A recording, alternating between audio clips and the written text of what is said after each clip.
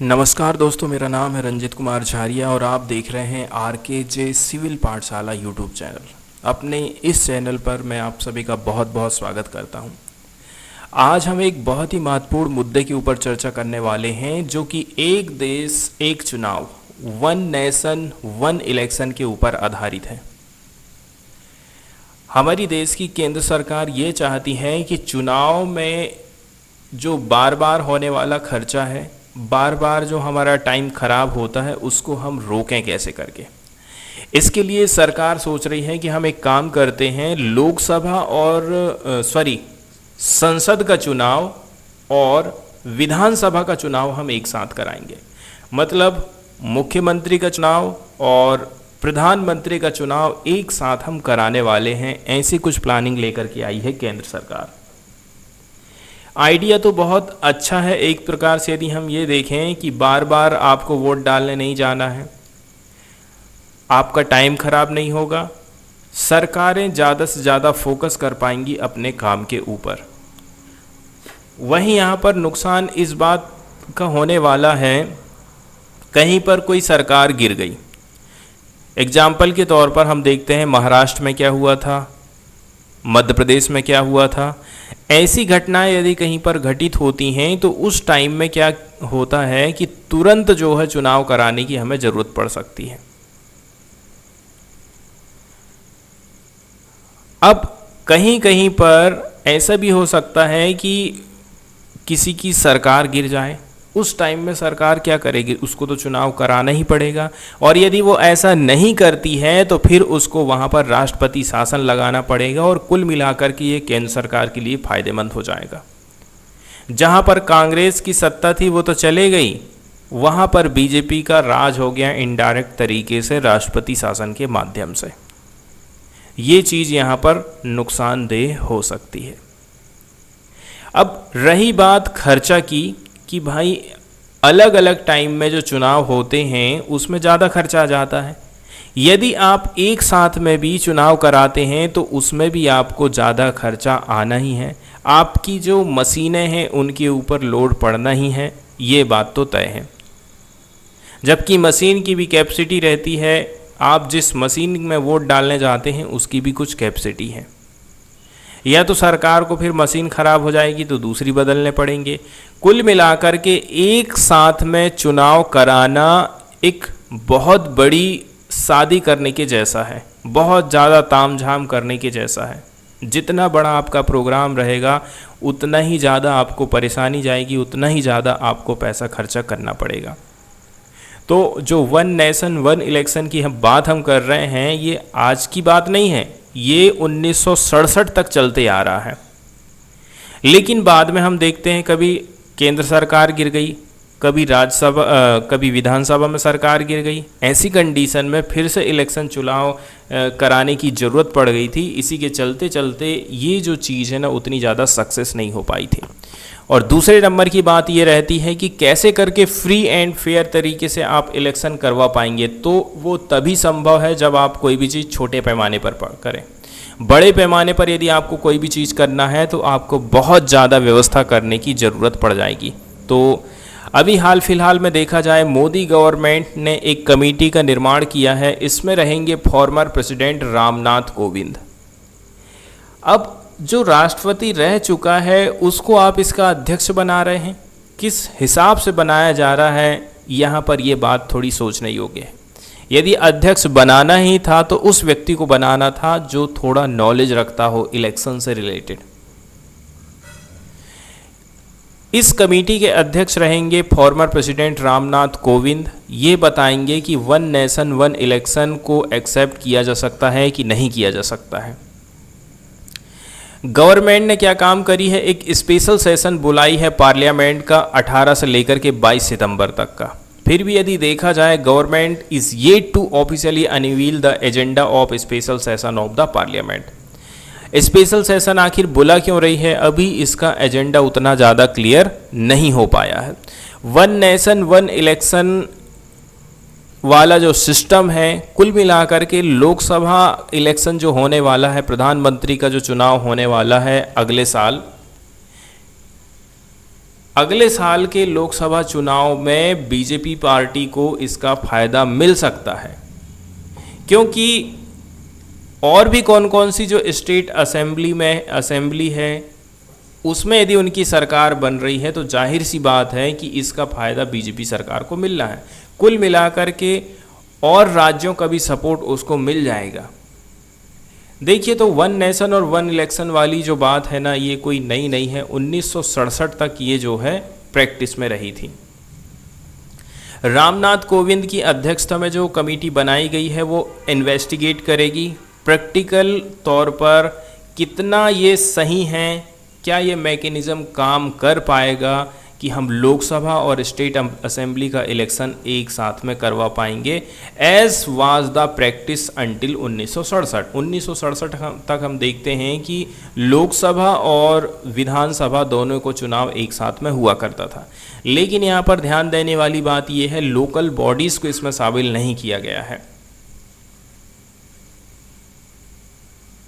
तो जब से प्रधानमंत्री नरेंद्र मोदी सत्ता में आए हैं 2014 से, उन्होंने कंसिस्टेंटली एडवोकेट किया है एक साथ में इलेक्शन कराए जाने को लेकर के ऑल लेवल पर।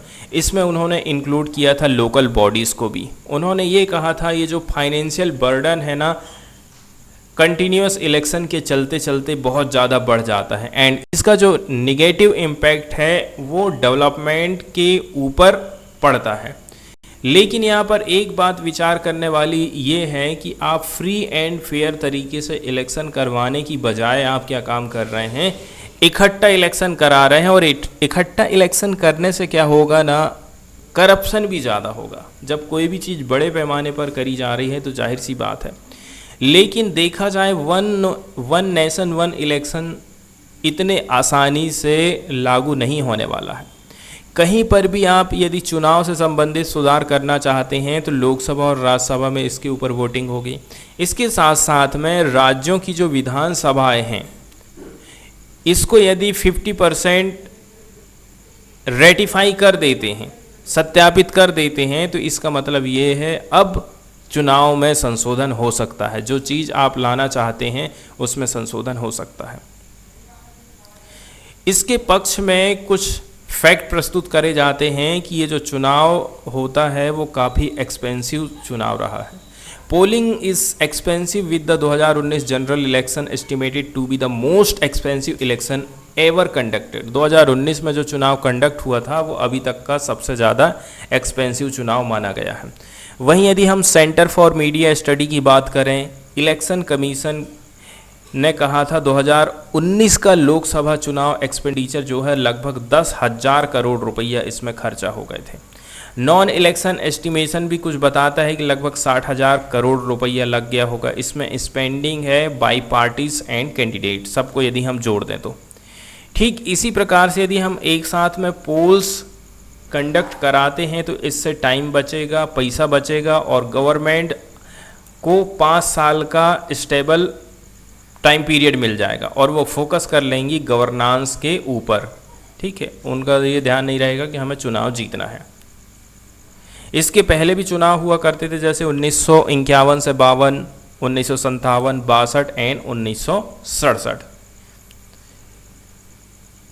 लेकिन वही बात है कि पार्लियामेंट्री सिस्टम के अंतर्गत गवर्नमेंट को रिक्वायरमेंट रहेगी मेजॉरिटी को यदि उसको रूल करना है। यदि वो रूल नहीं, यदि मेजॉरिटी को खो देती है, इसका मतलब ये है अब जो लेजिस्लेचर है वो डिसॉल्व हो जाएगी, भंग हो जाएगी, and contest in of cycle री इलेक्शन। और इसका मतलब ये है अब री इलेक्शन की ज़रूरत है।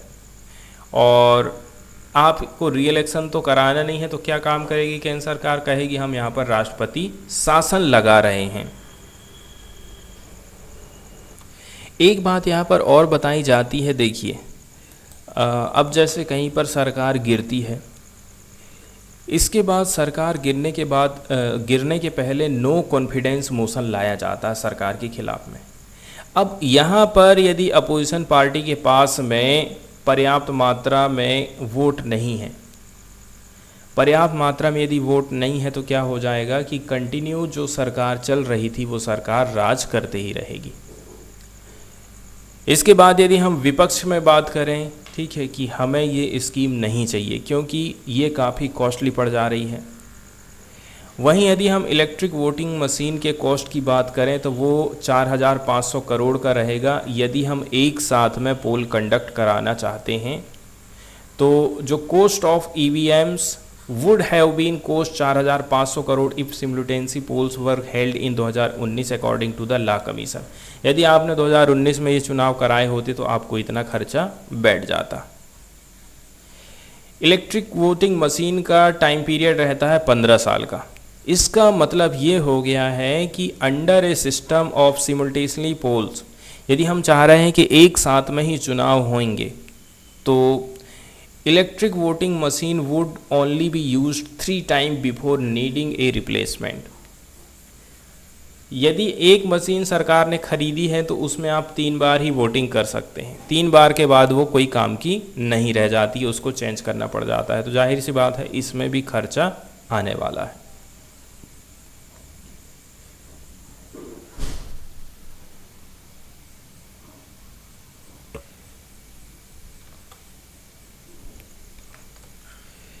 इसके बाद यहाँ पर जो है पीपुल एक्ट की बात करी जा रही है, रिप्रेजेंटेशन ऑफ पीपुल एक्ट 1951 की। 5 article in the constitution and representation of the people act 1951 would have to be amended. इसके अलावा जो आर्टिकल नंबर 5 है कॉन्स्टिट्यूशन का and representation of people act 1951 है, इसमें हमें संशोधन करने की ज़रूरत पड़ेगी। अब फिर वही बात है, लोकसभा को डिज़ोल्व विधानसभा को डिज़ोल्व करना। और यदि आप विधानसभा को डिज़ोल्व करेंगे तो इसका मतलब ये हो गया है कि आप वहाँ पर राष्ट्रपति शासन लगा रहे हैं।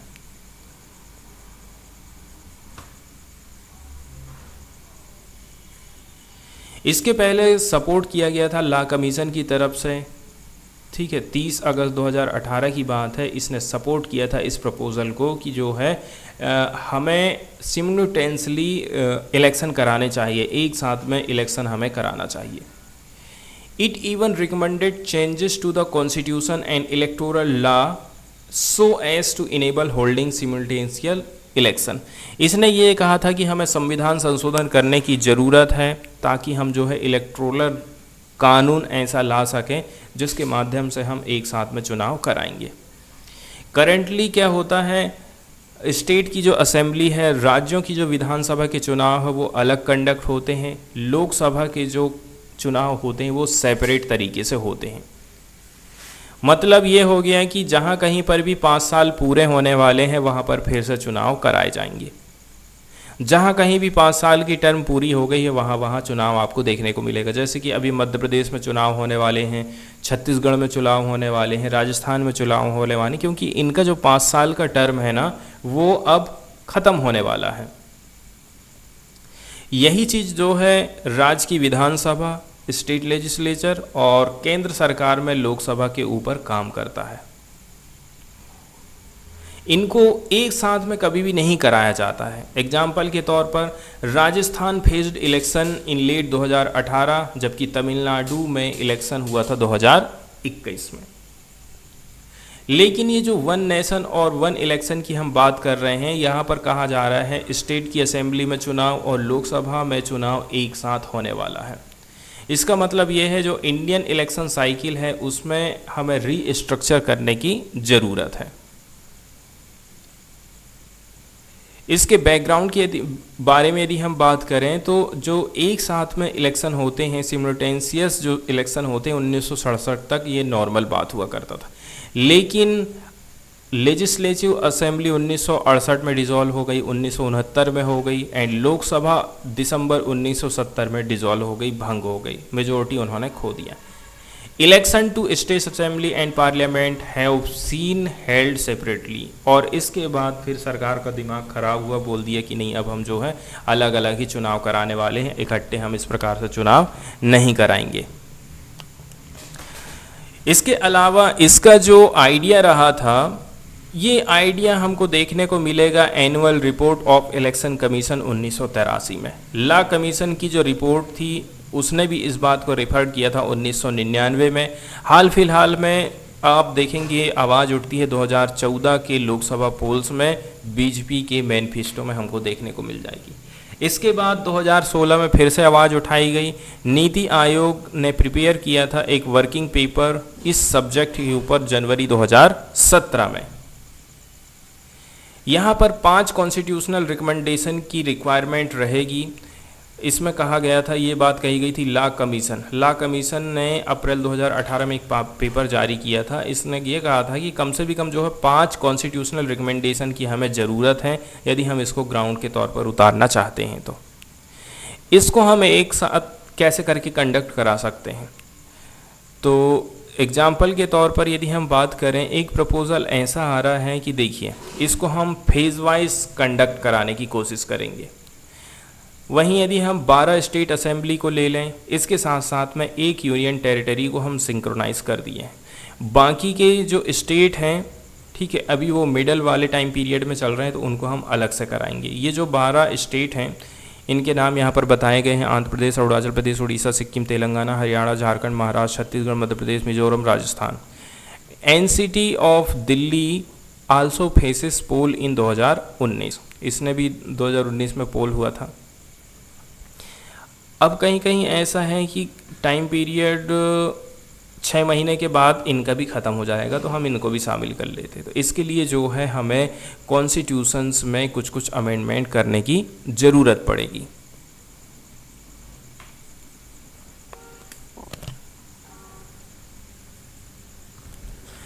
इसके बाद फाइनल में हम बात कर लेते हैं कि इसके विपक्ष में क्या क्या आर्गूमेंट दिया जाता है। पहले नंबर की बात तो यही है, करप्शन बहुत ज़्यादा होगा बड़े पैमाने पर यदि चीज़ें आप